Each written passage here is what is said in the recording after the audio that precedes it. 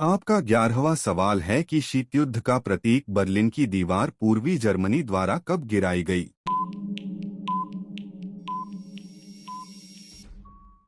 आपका सही जवाब है ऑप्शन सी 1989 ईशून्य में। आपका सही जवाब है ऑप्शन सी 1989 ईशून्य में। आपका 12वां सवाल है कि बर्लिन की दीवार कब बनी थी।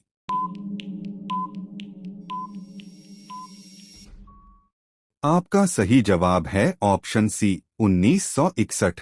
व्याख्या पूर्वी जर्मनी ने 1961 में बर्लिन दीवार बनाई। आपका 13वां सवाल है कि किस वर्ष की समाजवादी क्रांति के पश्चात यूएसएसआर अस्तित्व में आया। आपका सही जवाब है ऑप्शन डी 1917। व्याख्या 1917 की समाजवादी क्रांति के बाद यूएसएसआर की स्थापना हुई। आपका 14वां सवाल है सोवियत संघ में द्वितीय विश्व युद्ध के बाद कैसी शासन व्यवस्था थी।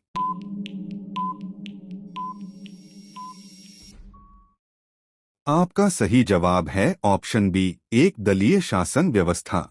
व्याख्या द्वितीय विश्व युद्ध के बाद यूएसएसआर में साम्यवादी दल की एक दलीय व्यवस्था थी। आपका 15वां सवाल है कि सोवियत संघ ने अफगानिस्तान में कब हस्तक्षेप किया।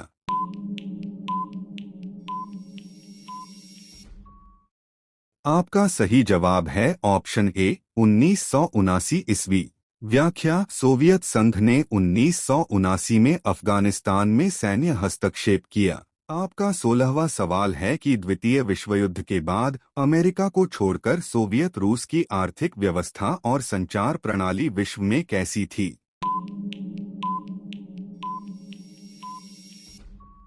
आपका सही जवाब है ऑप्शन बी सर्वाधिक थी। व्याख्या द्वितीय विश्व युद्ध के बाद यूएसएसआर की अर्थव्यवस्था और संचार प्रणाली मजबूत थी। आपका 17वां सवाल है कि सोवियत संघ के विघटन का क्या परिणाम हुआ।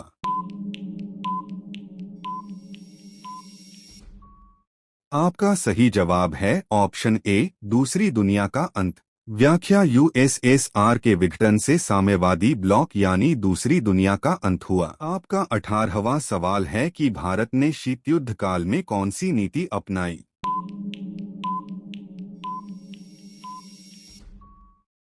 आपका सही जवाब है ऑप्शन बी गुटनिरपेक्षता की नीति। व्याख्या भारत ने किसी भी गुट में शामिल न होकर गुटनिरपेक्ष नीति अपनाई। आपका 19वां सवाल है कि शीत युद्ध के समय पहली दुनिया से आशय था।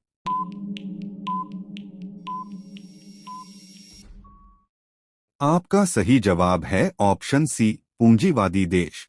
व्याख्या अमेरिका के नेतृत्व वाले पूंजीवादी देशों को पहली दुनिया कहा जाता था। आपका 20वां सवाल है कि गोरबाचेव द्वारा शुरू किए गए सुधार कार्यक्रमों को क्या कहा गया।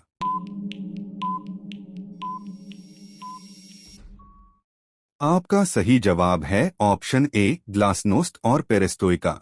व्याख्या ग्लासनोस्ट खुलापन और पेरेस्ट्रोइका पुनर्गठन गोरबाचेव की सुधार नीतियां थीं।